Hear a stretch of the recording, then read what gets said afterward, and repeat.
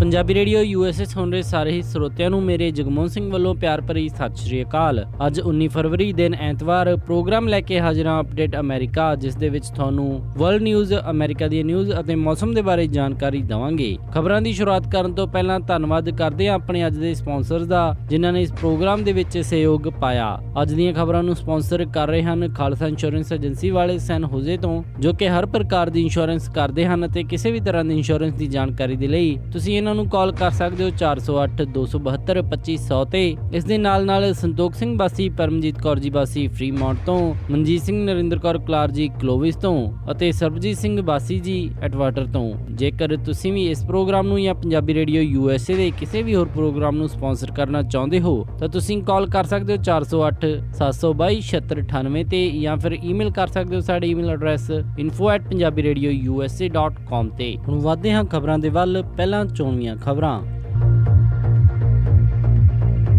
Illegal immigrants ਦੇ ਲਈ DHS ਨੇ ਨਵੀਆਂ ਸਖਤ ਗਾਈਡਲਾਈਨਸ ਤਿਆਰ ਕੀਤੀਆਂ। ਸੀਨੀਅਰ ਖੁਫੀਆ ਅਧਿਕਾਰੀਆਂ ਨੇ ਟਰੰਪ ਕੈਂਪੇਨ ਦਾ ਨਾਮ ਰਸ਼ੀਅਨ ਜਸੂਸ ਨਾਲ ਜੋੜਨ ਤੋਂ ਕੀਤਾ ਇਨਕਾਰ। US ਦੇ ਕੈਰੀਅਰ ਨੇ ਕੀਤੀ ਸਾਊਥ ਚਾਈਨਾ ਸੀ ਦੇ ਵਿੱਚ ਪੈਟਰੋਲਿੰਗ। ਸੋਮਾਲੀਆ ਦੇ ਵਿੱਚ ਬੰਬ ਬਲਾਸਟ, 34 ਦੀ ਮੌਤ। ਫਲੋਰੀਡਾ ਦੇ ਵਿੱਚ ਰੈਲੀ ਦੇ ਦੌਰਾਨ ਰਾਸ਼ਟਰਪਤੀ ਟਰੰਪ ਨੇ ਸਵੀਡਨ ਤੇ ਕੀਤੀ ਟਿੱਪਣੀ, ਬਾਅਦ ਦੇ ਵਿੱਚ ਦੇਣੀ ਪਈ ਸਫਾਈ।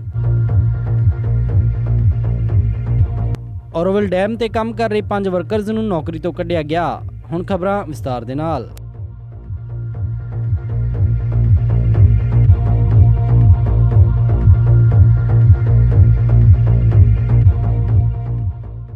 ਇਲੀਗਲ ਇਮੀਗ੍ਰੈਂਟਸ ਦੇ ਨਾਲ ਨਿਪਟਣ ਦੇ ਲਈ DHS ਦੇ ਡਾਇਰੈਕਟਰ ਜੌਨ ਕੈਲੀ ਨੇ ਡਿਪਾਰਟਮੈਂਟ ਨੂੰ ਸਖਤ ਨਿਰਦੇਸ਼ ਜਾਰੀ ਕੀਤੇ ਹਨ। ਵਾਸ਼ਿੰਗਟਨ ਪੋਸਟ ਦੇ ਉੱਤੇ ਛਪੀ ਖਬਰ ਦੇ ਮੁਤਾਬਿਕ ਜੋ ਮੈਮੋ ਪਾਸ ਕੀਤਾ ਗਿਆ, ਉਸ ਦੇ ਵਿੱਚ ਮੈਕਸੀਕੋ US ਬਾਰਡਰ ਦੇ ਉੱਤੇ ਵੱਧ ਤੋਂ ਵੱਧ ਸੁਰੱਖਿਆ ਗਾਰਡ ਲਾ ਕੇ ਇਲੀਗਲ ਇਮੀਗ੍ਰੈਂਟਸ ਨੂੰ ਉੱਥੋਂ ਹੀ ਡਿਪੋਰਟ ਕਰਨ ਦੀ ਤਿਆਰੀ ਕੀਤੀ ਜਾਏਗੀ। ਇਸ ਪੂਰੇ ਪ੍ਰੋਸੈਸ ਦੇ ਵਿੱਚ ਐਡੀਸ਼ਨਲ ਇਨਫੋਰਸਮੈਂਟ ਏਜੰਟਸ ਵੀ ਹਾਇਰ ਕੀਤੇ ਜਾਣਗੇ, ਇਮੀਗ੍ਰੇਸ਼ਨ ਜੱਜਸ ਦੀ ਵੀ ਨਿਯੁਕਤੀ ਕੀਤੀ ਜਾਏਗੀ ਅਤੇ ਜੋ ਇਲੀਗਲ ਇਮੀਗ੍ਰੈਂਟਸ ਨੂੰ US ਤੋਂ ਬਾਹਰ ਕੱਢਣ ਦਾ ਪੂਲ ਦਾ ਕੋਟਾ ਹੈ, ਉਸ ਨੂੰ ਵੀ ਵਧਾਇਆ ਜਾਵੇਗਾ ਅਤੇ ਇਸ ਦੇ ਨਾਲ ਸਟੇਟ ਅਤੇ ਸਿਟੀ ਦੀ ਲੋਕਲ ਪੁਲਿਸ ਦੇ ਨਾਲ ਕੋਆਪਰੇਟ ਕਰਕੇ ਇਲੀਗਲ ਇਮੀਗ੍ਰੈਂਟਸ ਨੂੰ ਫੜਨ ਦੇ ਉੱਤੇ ਵੀ ਜ਼ੋਰ ਲਾਇਆ ਜਾਏਗਾ ਅਤੇ ਇਸ ਦੇ ਨਾਲ ਉਹਨਾਂ ਫੈਮਿਲੀਜ਼ ਅਤੇ ਪੇਰੈਂਟਸ ਦੇ ਉੱਤੇ ਵੀ ਐਕਸ਼ਨ ਲਏ ਜਾਣਗੇ ਜੋ ਕਿ US ਦੇ ਵਿੱਚ ਸਮਗਲਰਸ ਦੇ ਰਾਹੀਂ ਮਾਈਨਰਸ ਨੂੰ ਲੈ ਕੇ ਆਉਂਦੇ ਹਨ। ਇਸ ਦੇ ਵਿੱਚ ਕਈ ਮਾਹਿਰ ਲੋਕਾਂ ਦਾ ਕਹਿਣਾ ਹੈ ਕਿ ਟਰੰਪ ਐਡਮਿਨਿਸਟ੍ਰੇਸ਼ਨ ਉਹਨਾਂ ਲੋਕਾਂ ਨੂੰ ਇਹ ਸਖਤ ਸੁਨੇਹਾ ਪਹੁੰਚਾ ਰਿਹਾ ਹੈ ਜੋ ਕਿ ਸਰਕਾਰ ਦੇ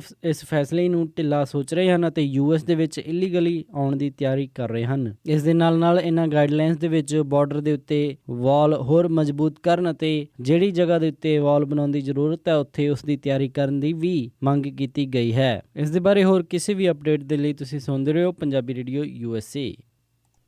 ਰਾਸ਼ਟਰਪਤੀ ਡੋਨਲਡ ਟਰੰਪ ਦੇ ਚੱਲੇ ਕੈਂਪੇਨ ਦੇ ਉੱਤੇ ਕਈ ਸਵਾਲ ਖੜੇ ਕੀਤੇ ਜਾ ਰਹੇ ਸਨ, ਜਿਸ ਦੇ ਵਿੱਚ ਰਾਸ਼ਟਰਪਤੀ ਟਰੰਪ ਦੇ ਚੱਲੇ ਕੈਂਪੇਨ ਦੇ ਦੌਰਾਨ ਉਹਨਾਂ ਦੇ ਕੈਂਪੇਨ ਦੇ ਵੱਲੋਂ ਰਸ਼ੀਆ ਦੇ ਜਸੂਸਾਂ ਦੇ ਨਾਲ ਸੰਪਰਕ ਬਣਾਉਣ ਦੀਆਂ ਗੱਲਾਂ ਬਾਤਾਂ ਸਾਹਮਣੇ ਆ ਰਹੀਆਂ ਸਨ। ਪਰ ਅੱਜ ਕਈ ਸੀਨੀਅਰ ਖੁਫੀਆ ਅਧਿਕਾਰੀਆਂ ਨੇ ਇਸ ਗੱਲ ਤੋਂ ਇਨਕਾਰ ਕਰਦੇ ਹੋਏ ਟਰੰਪ ਐਡਮਿਨਿਸਟ੍ਰੇਸ਼ਨ ਨੂੰ ਅਤੇ ਟਰੰਪ ਦੇ ਕੈਂਪੇਨ ਨੂੰ ਪੂਰੀ ਕਲੀਨ ਚਿੱਟ ਦੇ ਦਿੱਤੀ ਹੈ। ਵਾਈਟ ਹਾਊਸ ਦੇ ਚੀਫ ਆਫ ਸਟਾਫ ਰੇਨਸ ਪ੍ਰੀਬਸ ਨੇ ਇਸ ਗੱਲ ਦੀ ਅਨਾਉਂਸਮੈਂਟ ਕੀਤੀ। ਉਹਨਾਂ ਨੇ ਕਿਹਾ ਕਿ US ਦੇ ਹਾਈ ਰੈਂਕਿੰਗ ਇੰਟੈਲੀਜੈਂਸ ਅਫੀਸ਼ੀਅਲਸ ਨੇ ਇਹ ਭਰੋਸਾ ਜਤਾਇਆ ਹੈ ਕਿ ਰਾਸ਼ਟਰਪਤੀ ਟਰੰਪ ਦੇ ਕੈਂਪੇਨ ਦੇ ਵਿੱਚੋਂ ਕਿਸੇ ਨੇ ਵੀ ਰਸ਼ੀਅਨ ਸਪਾਈਸ ਦੇ ਨਾਲ ਕੰਟੈਕਟ ਬਣਾਉਣ ਦੀ ਕੋਸ਼ਿਸ਼ ਨਹੀਂ ਕੀਤੀ ਅਤੇ ਜੋ ਵੀ ਇਹ ਖਬਰਾਂ ਮੀਡੀਆ ਦੇ ਵਿੱਚ ਆ ਰਹੀਆਂ ਹਨ, ਇਹ ਸਭ ਫੇਕ ਨਿਊਜ਼ ਹਨ। ਉਹਨਾਂ ਨੇ ਕਿਹਾ ਕਿ ਆਏ ਦਿਨ ਟਰੰਪ ਕੈਂਪੇਨ ਅਤੇ ਟਰੰਪ ਐਡਮਿਨਿਸਟ੍ਰੇਸ਼ਨ ਦੇ ਉੱਤੇ ਨਵੇਂ ਤੋਂ ਨਵੇਂ ਇਲਜ਼ਾਮ ਲਾਏ ਜਾ ਰਹੇ ਹਨ ਅਤੇ ਉਹਨਾਂ ਨੂੰ ਰਸ਼ੀਆ ਦੇ ਨਾਲ ਜੋੜਿਆ ਜਾ ਰਿਹਾ ਹੈ, ਜੋ ਕਿ ਸਰਾਸਰ ਗਲਤ ਹੈ। ਇਸ ਤੋਂ ਪਹਿਲਾਂ ਪਿਛਲੇ ਹਫ਼ਤੇ ਪ੍ਰੈਸ ਕਾਨਫਰੰਸ ਦੇ ਦੌਰਾਨ ਵੀ ਰਾਸ਼ਟਰਪਤੀ ਟਰੰਪ ਨੇ ਰਸ਼ੀਆ ਦੇ ਉੱਤੇ ਸਫਾਈ ਦਿੰਦੇ ਹੋਏ ਕਿਹਾ ਸੀ ਕਿ ਉਹ ਰਸ਼ੀਆ ਨੂੰ ਕੁਝ ਵੀ ਉਹ ਨਹੀਂ ਕਰਦੇ ਅਤੇ ਨਾ ਹੀ ਉਹਨਾਂ ਨੇ ਰਸ਼ੀਆ ਦਾ ਕੋਈ ਲੋਨ ਦੇਣਾ ਹੈ ਅਤੇ ਨਾ ਹੀ ਰਸ਼ੀਆ ਦੇ ਨਾਲ ਉਹ ਕਿਸੇ ਵੀ ਤਰ੍ਹਾਂ ਦੀ ਕੋਈ ਡੀਲ ਬਣਾ ਰਹੇ ਹਨ। ਉਹਨਾਂ ਨੇ ਕਿਹਾ ਕਿ ਓਬਾਮਾ ਐਡਮਿਨਿਸਟ੍ਰੇਸ਼ਨ ਅਤੇ ਮੀਡੀਆ ਜਾਣਬੁੱਝ ਕੇ ਉਹਨਾਂ ਦੇ ਖਿਲਾਫ ਇਹੋ ਜਿਹੀਆਂ ਅਫਵਾਹਾਂ ਉਡਾ ਰਹੇ ਹਨ। ਇਸ ਤੋਂ ਪਹਿਲਾਂ ਰਾਸ਼ਟਰਪਤੀ ਡੋਨਾਲਡ ਟਰੰਪ ਦੇ ਨੈਸ਼ਨਲ ਸਿਕਿਉਰਿਟੀ ਐਡਵਾਈਜ਼ਰ ਨੂੰ ਰਸ਼ੀਆ ਦੇ ਨਾਲ ਕੀਤੀ ਗਈਆਂ ਖੁਫੀਆ ਮੁਲਾਕਾਤਾਂ ਦੇ ਕਰਕੇ ਅਸਤੀਫਾ ਦੇਣਾ ਪਿਆ ਸੀ ਅਤੇ ਉਸ ਤੋਂ ਬਾਅਦ ਹੀ ਇਹ ਖਬਰਾਂ ਸਾਹਮਣੇ ਆਈਆਂ ਸਨ ਕਿ ਡੋਨਾਲਡ ਟਰੰਪ ਦੇ ਕੈਂਪੇਨ ਦੇ ਦੌਰਾਨ ਉਹਨਾਂ ਦੇ ਕੈਂਪੇਨ ਦੇ ਕਈ ਮੈਂਬਰਸ ਨੇ ਰਸ਼ੀਆ ਦੇ ਸਪਾਈਜ਼ ਦੇ ਨਾਲ ਸੰਪਰਕ ਕੀਤਾ ਸੀ। ਯੂਐਸ ਨੇ ਸਾਊਥ ਚਾਈਨਾ ਸੀ ਦੇ ਵਿੱਚ ਆਪਣਾ 에ਅਰਕ੍ਰਾਫਟ ਕੈਰੀਅਰ ਪੈਟਰੋਲਿੰਗ ਦੇ ਲਈ ਭੇਜ ਦਿੱਤਾ ਹੈ ਅਤੇ ਇਸ ਨੂੰ ਯੂਐਸ ਮਿਲਟਰੀ ਆਫੀਸ਼ੀਅਲਸ ਨੇ ਇੱਕ ਰੂਟੀਨ ਆਪਰੇਸ਼ਨ ਦੱਸਿਆ। 97,000 ਟਨ ਦਾ ਇਹ ਜਹਾਜ਼, ਜਿਸ ਦੇ ਵਿੱਚ 60 에ਅਰਕ੍ਰਾਫਟ ਅਤੇ ਕਈ ਜੈਟ ਫਾਈਟਰਸ ਹਨ, ਇਹ ਅਮਰੀਕਾ ਦੀ ਲੜਾਈ ਦੇ ਲਈ ਕਾਫੀ ਮਹੱਤਵਪੂਰਨ ਹੈ ਅਤੇ ਸਾਊਥ ਚਾਈਨਾ ਸੀ ਦੇ ਵਿੱਚ ਯੂਐਸ ਕਾਫੀ ਸਮੇਂ ਤੋਂ ਆਪਣਾ ਦਬਦਬਾ ਬਣਾਉਣ ਦੀ ਕੋਸ਼ਿਸ਼ ਕਰ ਰਿਹਾ ਹੈ। ਇਸ ਤੋਂ ਪਹਿਲਾਂ ਸਾਊਥ ਚਾਈਨਾ ਸੀ ਦੇ ਵਿੱਚ ਯੂਐਸ ਦੀ 에ਅਰਕ੍ਰਾਫਟ ਕੈਰੀਅਰ ਕਰਕੇ ਚਾਈਨਾ ਅਤੇ ਯੂਐਸ ਦੇ ਸਬੰਧ ਵੀ ਵਿਗੜੇ ਸਨ। ਸੈਕਟਰੀ ਆਫ ਸਟੇਟ ਰੈਕਸ ਟਿਲਰਸਨ ਨੇ ਕਿਹਾ ਕਿ ਚਾਈਨਾ, ਜੋ ਕਿ ਸਾਊਥ ਚਾਈਨਾ ਸੀ ਦੇ ਵਿੱਚ ਆਰਟੀਫਿਸ਼ੀਅਲ ਆਈਲੈਂਡ ਬਣਾਉਣ ਦੀ ਤਿਆਰੀ ਕਰ ਰਿਹਾ ਹੈ, ਉਹਨਾਂ ਦੀ ਐਕਸੈਸ ਰੋਕੀ ਜਾਏਗੀ। ਚਾਈਨਾ ਨੇ ਇਸ ਦੇ ਉੱਤੇ ਕਮੈਂਟ ਕਰਦੇ ਹੋਏ ਕਿਹਾ ਕਿ ਇੰਟਰਨੈਸ਼ਨਲ ਲਾਅ ਦੇ ਤਹਿਤ ਚਾਈਨਾ ਕਿਸੇ ਵੀ ਕੰਟਰੀ ਦੇ ਜਹਾਜ਼ ਦੀ ਉੱਥੋਂ ਦੀ ਨੈਵੀਗੇਸ਼ਨ ਨੂੰ ਰਿਸਪੈਕਟ ਕਰਦਾ ਹੈ, ਪਰ ਜੇਕਰ ਕਿਸੇ ਨੇ ਵੀ ਚਾਈਨਾ ਦੀ ਏਕਤਾ ਅਤੇ ਅਖੰਡਤਾ ਦੇ ਉੱਤੇ ਸਵਾਲ ਖੜੇ ਕੀਤੇ ਤਾਂ ਚਾਈਨਾ ਇਸ ਨੂੰ ਬਿਲਕੁਲ ਵੀ ਬਰਦਾਸ਼ਤ ਨਹੀਂ ਕਰੇਗਾ। ਚਾਈਨਾ ਲਗਾਤਾਰ ਸਾਊਥ ਚਾਈਨਾ ਸੀ ਦੇ ਵਿੱਚ ਆਈਲੈਂਡ ਬਣਾ ਰਿਹਾ ਤੇ ਉੱਥੇ ਆਪਣੇ ਮਿਲਟਰੀ ਬੇਸ ਤਿਆਰ ਕਰ ਰਿਹਾ ਹੈ। ਸੋਮਾਲੀਆ ਦੇ ਵਿੱਚ ਹੋਏ ਇੱਕ ਬੰਬ ਬਲਾਸਟ ਦੇ ਵਿੱਚ 34 ਲੋਕ ਮਾਰੇ ਗਏ ਅਤੇ 50 ਲੋਕ ਜ਼ਖਮੀ ਹੋਏ। ਇਹ ਬੰਬ ਧਮਾਕਾ ਸੋਮਾਲੀਆ ਦੀ ਰਾਜਧਾਨੀ ਮੋਗਾਦਿਸ਼ੂ ਦੇ ਵਿੱਚ ਇੱਕ ਕਾਰ ਬੰਬ ਬਲਾਸਟ ਦੁਆਰਾ ਕੀਤਾ ਗਿਆ। ਸ਼ਹਿਰ ਦੇ ਦੱਖਣੀ ਹਿੱਸੇ ਦੇ ਵਿੱਚ ਇਹ ਬੰਬ ਬਲਾਸਟ ਹੋਇਆ ਅਤੇ ਦੱਸਿਆ ਜਾ ਰਿਹਾ ਹੈ ਕਿ ਰਾਸ਼ਟਰਪਤੀ ਮੁਹੰਮਦ ਅਬਦੁੱਲਾਹੀ ਮੁਹੰਮਦ ਦੇ ਰਾਸ਼ਟਰਪਤੀ ਬਣਨ ਤੋਂ ਬਾਅਦ ਦੇ ਵਿੱਚ ਇਹ ਪਹਿਲਾ ਵੱਡਾ ਹਮਲਾ ਰਾਜਧਾਨੀ ਦੇ ਵਿੱਚ ਕੀਤਾ ਗਿਆ ਹੈ। ਹਾਲੇ ਤੱਕ ਇਸ ਹਮਲੇ ਦੀ ਜ਼ਿੰਮੇਵਾਰੀ ਕਿਸੇ ਵੀ ਅੱਤਵਾਦੀ ਗਰੁੱਪ ਨੇ ਨਹੀਂ ਲਈ ਹੈ, ਪਰ ਇਸ ਤੋਂ ਪਹਿਲਾਂ ਅਲ-ਸ਼ਬਾਬ ਅੱਤਵਾਦੀ ਗਰੁੱਪ ਨੇ ਰਾਸ਼ਟਰਪਤੀ ਮੁਹੰਮਦ ਅਬਦੁੱਲਾਹੀ ਦੇ ਸਪੋਰਟਰਸ ਦੇ ਉੱਤੇ ਹਮਲੇ ਕਰਨ ਦੀ ਗੱਲਬਾਤ ਕਹੀ ਸੀ। ਹਮਲੇ ਤੋਂ ਬਾਅਦ ਦੇ ਵਿੱਚ ਨਵੇਂ ਰਾਸ਼ਟਰਪਤੀ ਨੇ ਹਸਪਤਾਲ ਦੇ ਵਿੱਚ ਜ਼ਖਮੀ ਹੋਏ ਲੋਕਾਂ ਦੇ ਦੌਰਾ ਕੀਤਾ ਤੇ ਉਹਨਾਂ ਲੋਕਾਂ ਨੂੰ $1 ਲੱਖ ਦੇ ਰਿਵਾਰਡ ਦੀ ਵੀ ਗੱਲਬਾਤ ਕੀ, ਜੋ ਕਿ ਇਹਨਾਂ ਅੱਤਵਾਦੀਆਂ ਨੂੰ ਫੜਾਉਣ ਦੀ ਸਹਾਇਤਾ ਕਰਨਗੇ। ਐਂਬੂਲੈਂਸ ਡਰਾਈਵਰ ਨੇ ਐਸੋਸੀਏਟਡ ਪ੍ਰੈਸ ਨੂੰ ਦੱਸਿਆ ਕਿ ਬਹੁਤ ਸਾਰੇ ਜ਼ਖਮੀ ਲੋਕ ਹਸਪਤਾਲ ਪਹੁੰਚਦੇ ਹੋਏ ਰਸਤੇ ਦੇ ਵਿੱਚ ਹੀ ਦਮ ਤੋੜ ਗਏ।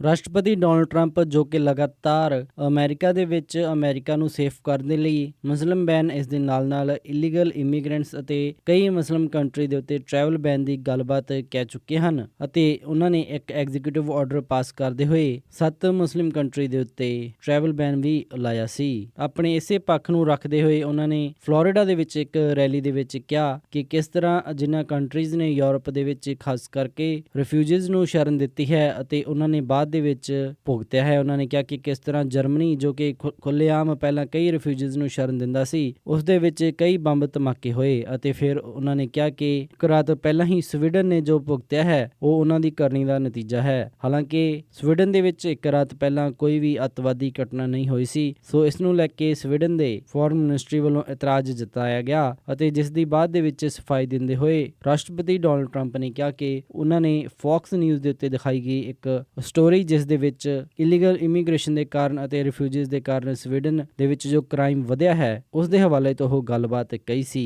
ਇਸ ਤੋਂ ਬਾਅਦ ਦੇ ਵਿੱਚ ਵਾਈਟ ਹਾਊਸ ਦੇ ਅਫੀਸ਼ੀਅਲ ਨੇ ਵੀ ਇਸ ਦੇ ਉੱਤੇ ਸਫਾਈ ਦਿੰਦੇ ਹੋਏ ਕਿਹਾ ਕਿ ਰਾਸ਼ਟਰਪਤੀ ਟਰੰਪ ਸਵੀਡਨ ਦੇ ਵਿੱਚ ਵਧੇ ਹੋਏ ਕ੍ਰਾਈਮ ਦੀ ਗੱਲਬਾਤ ਕਰ ਰਹੇ ਸਨ, ਨਾ ਕਿ ਕਿਸੇ ਅੱਤਵਾਦੀ ਘਟਨਾ ਦੀ। 2015 ਦੇ ਵਿੱਚ ਸਵੀਡਨ ਨੇ ਯੂਰਪ ਦੀ ਕਿਸੇ ਵੀ ਕੰਟਰੀ ਦੇ ਨਾਲੋਂ ਸਭ ਤੋਂ ਜ਼ਿਆਦਾ ਰਿਫਿਊਜੀਜ਼ ਨੂੰ ਸ਼ਰਨ ਦਿੱਤੀ ਸੀ, ਪਰ ਜਦੋਂ ਯੂਰਪੀਅਨ ਯੂਨੀਅਨ ਦੇ ਵਿੱਚ ਦੂਸਰੀ ਕੰਟਰੀਜ਼ ਨੇ ਰਿਫਿਊਜੀਜ਼ ਨੂੰ ਸ਼ਰਨ ਦੇਣ ਤੋਂ ਇਨਕਾਰ ਕਰ ਦਿੱਤਾ ਤਾਂ ਸਵੀਡਨ ਪੂਰੀ ਲਿਮਿਟ ਨੂੰ ਕ੍ਰਾਸ ਕਰ ਗਿਆ। ਇਹ ਵੀ ਦੱਸਿਆ ਜਾ ਰਿਹਾ ਹੈ ਕਿ ਸਵੀਡਨ ਦੇ ਵਿੱਚ ਰਿਫਿਊਜੀਜ਼ ਬਿਨਾਂ ਕਿਸੇ ਪ੍ਰੋਬਲਮ ਕ੍ਰੀਏਟ ਕੀਤੇ ਨਹੀਂ ਰਹਿ ਰਹੇ ਅਤੇ ਇਹਨਾਂ ਦੇ ਕਰਕੇ ਕਾਫੀ ਦਿੱਕਤਾਂ ਸਵੀਡਨ ਦੇ ਲੋਕਾਂ ਨੂੰ ਸਹਿਣੀਆਂ ਪੈ ਰਹੀਆਂ ਹਨ ਅਤੇ ਸਵੀਡਨ ਦੇ ਪੋਲੀਟੀਸ਼ੀਅਨਸ ਦਾ ਉੱਥੋਂ ਦੀ ਆਮ ਪਬਲਿਕ ਦੁਆਰਾ ਕਾਫੀ ਕ੍ਰਿਟਿਸਿਜ਼ਮ ਵੀ ਕੀਤਾ ਜਾ ਰਿਹਾ ਹੈ।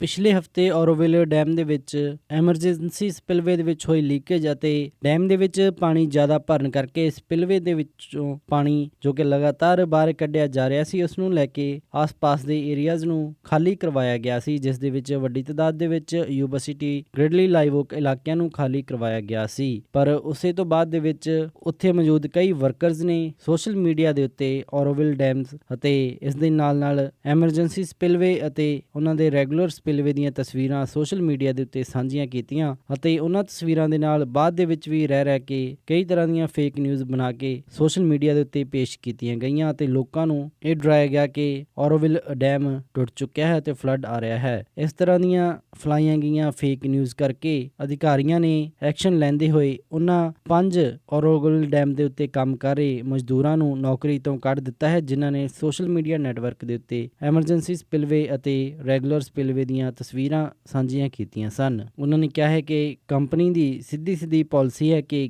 ਕਿਸੇ ਵੀ ਤਰ੍ਹਾਂ ਦੀ ਕੋਈ ਵੀ ਫੋਟੋ ਸੋਸ਼ਲ ਮੀਡੀਆ ਦੇ ਉੱਤੇ ਕੰਮ ਕਰ ਰਹੇ ਕਰਮਚਾਰੀਆਂ ਦੁਆਰਾ ਸਾਂਝੀ ਨਹੀਂ ਕੀਤੀ ਜਾਏਗੀ ਅਤੇ ਇਹਨਾਂ ਨੇ ਇਸ ਪਾਲਿਸੀ ਦੀ ਉਲੰਘਣਾ ਕੀਤੀ ਹੈ। ਹਾਲਾਂਕਿ ਇਸ ਸਮੇਂ ਔਰੋਵਿਲ ਡੈਮ ਦੇ ਵਿੱਚ ਪਾਣੀ ਦਾ ਲੈਵਲ 851 ਫੁੱਟ 2 ਇੰਚ ਦੇ ਉੱਤੇ ਪਹੁੰਚ ਚੁੱਕਿਆ ਹੈ, ਪਰ ਆਉਣ ਵਾਲੇ 2 ਦਿਨਾਂ ਦੇ ਵਿੱਚ ਭਾਰੀ ਤੂਫਾਨ ਦੇ ਕਰਕੇ ਇੱਕ ਵਾਰੀ ਫਿਰ ਪਾਣੀ ਔਰੋਵਿਲ ਡੈਮ ਦੇ ਵਿੱਚ ਕਾਫੀ ਤੇਜ਼ੀ ਦੇ ਨਾਲ ਵੱਧ ਸਕਦਾ ਹੈ। ਇਸ ਕਰਕੇ ਆਸ-ਪਾਸ ਦੇ ਲੋਕਾਂ ਨੂੰ ਚੇਤਾਵਨੀ ਜ਼ਰੂਰ ਦਿੱਤੀ ਗਈ ਹੈ, ਪਰ ਕਿਸੇ ਵੀ ਤਰ੍ਹਾਂ ਦੀ ਇਵੈਕੂਏਸ਼ਨ ਉੱਥੋਂ ਹਜੇ ਨਹੀਂ ਕਰਵਾਈ ਗਈ। ਇਸ ਸਮੇਂ ਔਰੋਵਿਲ ਡੈਮ ਦੇ ਵਿੱਚ ਪਾਣੀ ਦਾ ਆਊਟਫਲੋ 59,797 ਕਿਊਬਿਕ ਫੀਟ ਪਰ ਸੈਕਿੰਡ ਹੋ ਰਿਹਾ ਹੈ ਅਤੇ ਡੈਮ ਦੇ ਅੰਦਰ ਪਾਣੀ 43,635 ਕਿਊਬਿਕ ਫੀਟ ਪਰ ਸੈਕਿੰਡ ਦੀ ਸਪੀਡ ਦੇ ਨਾਲ ਆ ਰਿਹਾ ਹੈ। ਪਿਛਲੇ ਹਫਤੇ ਕੀਤੀ ਗਈ ਕਾਨਫਰੰਸ ਦੇ ਵਿੱਚ ਡਿਪਾਰਟਮੈਂਟ ਆਫ ਵਾਟਰ ਰਿਸੋਰਸਸ ਦੇ ਅਧਿਕਾਰੀਆਂ ਦੁਆਰਾ ਕਿਹਾ ਗਿਆ ਸੀ ਕਿ ਉਹਨਾਂ ਦਾ ਟੀਚਾ ਔਰੋਵਿਲ ਡੈਮ ਦੇ ਪਾਣੀ ਨੂੰ 850 ਫੁੱਟ ਤੱਕ ਲੈ ਕੇ ਜਾਣਾ ਹੋਵੇਗਾ, ਜੋ ਕਿ ਤਕਰੀਬਨ ਪੂਰਾ ਹੋ ਚੁੱਕਿਆ ਹੈ।